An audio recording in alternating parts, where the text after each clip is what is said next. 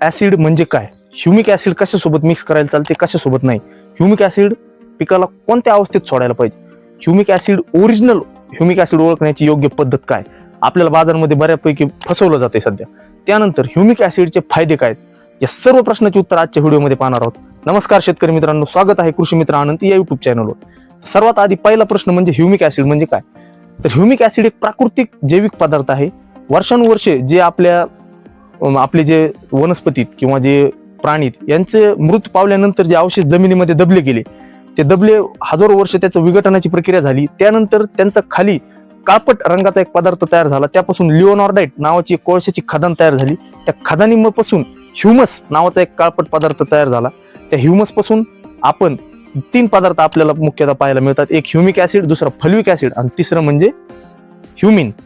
तर हे humic acid असं बनण्याची पद्धत आहे. म्हणजे साधारण ही प्रक्रिया, हे ह्युमिक ऍसिड पूर्णपणे जमिनीच्या खालून काढणं, एक्स्ट्रॅक्ट करणं आणि बनवून आपल्याला शेतकऱ्याला वापरायला देणं, हे खूप लेंदी प्रोसेस आहे. म्हणजे साधारणच ह्युमिक ऍसिड महाग असणार आहे, जे मार्केटमध्ये आपल्याला एकदम स्वस्तात दिलं जातं.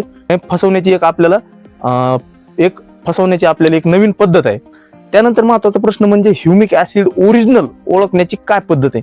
आता शेतकरी मित्रांनो, ज्यावेळेस आपण ह्युमिक ऍसिड मार्केटमध्ये घ्यायला जातो, बऱ्यापैकी आपल्याला त्यामध्ये विविध ह्युमिक ऍसिडचे रेट पाहायला मिळतात.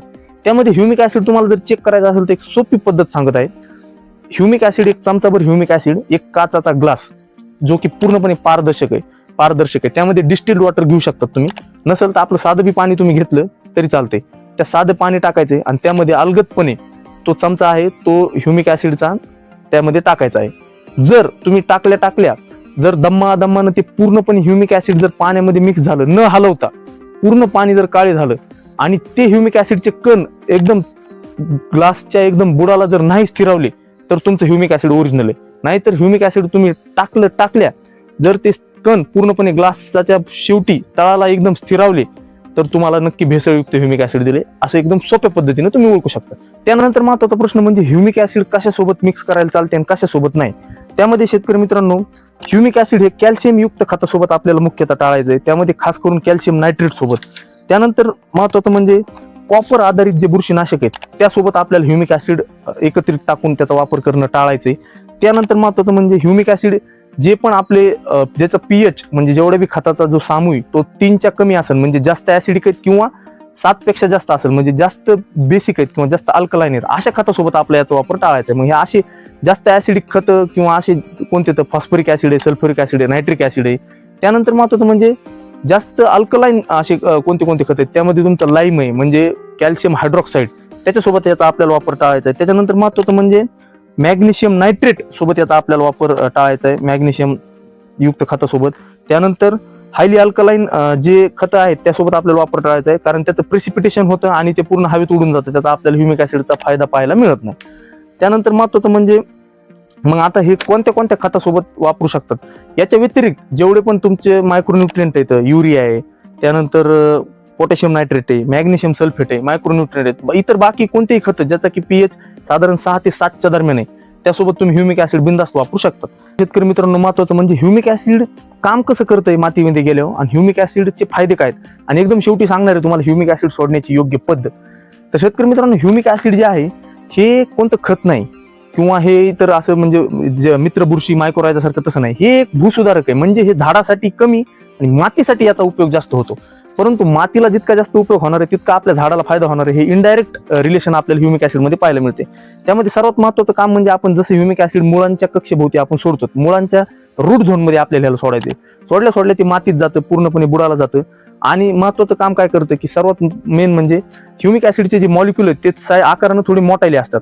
मग आपल्याला माहिती आहे की मातीमध्ये ऑक्सिजन हा 25% असतो.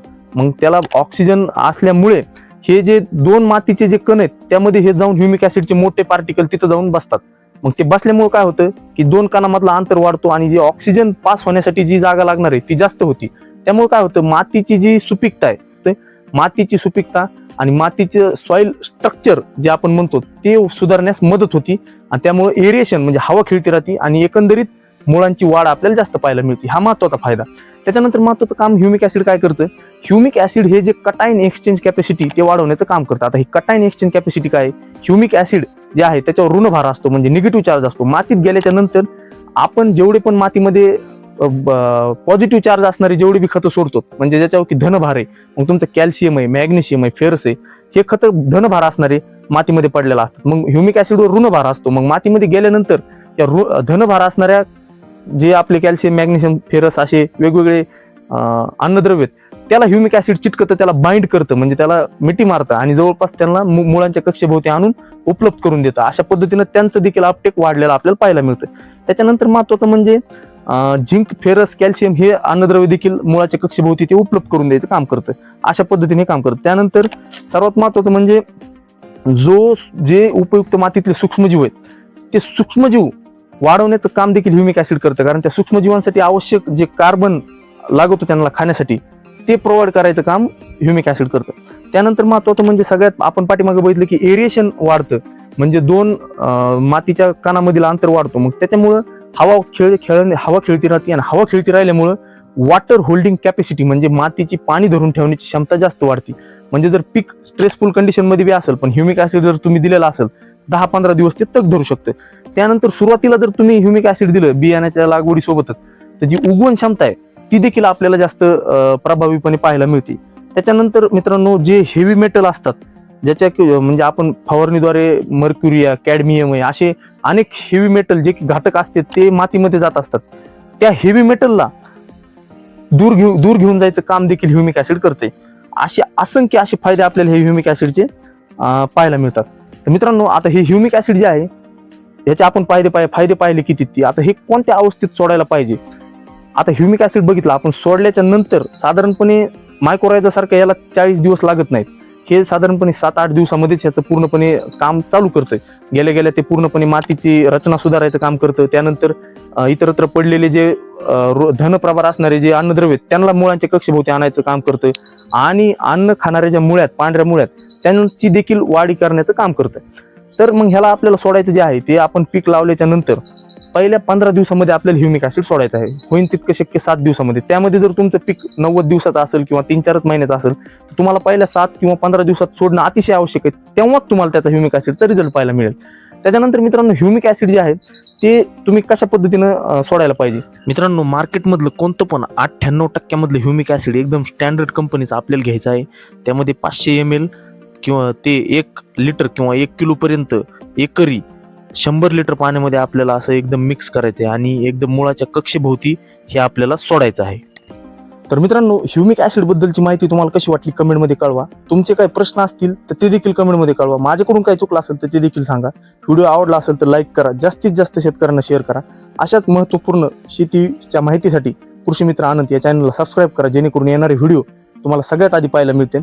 आपली 0 बजेट नैसर्गिक शेतीची व्हिडिओ सिरीजची पूर्ण प्लेलिस्टच आहे माझ्या चॅनलवर, ती देखील पहा. त्यामध्ये तुमचा नक्की शेतीचा खर्च कमी होण्यासाठी मदत होईल. भेटूयात नवीन व्हिडिओत नवीन संकल्पनेसोबत. तुर्तास धन्यवाद. रामकृष्ण हरी.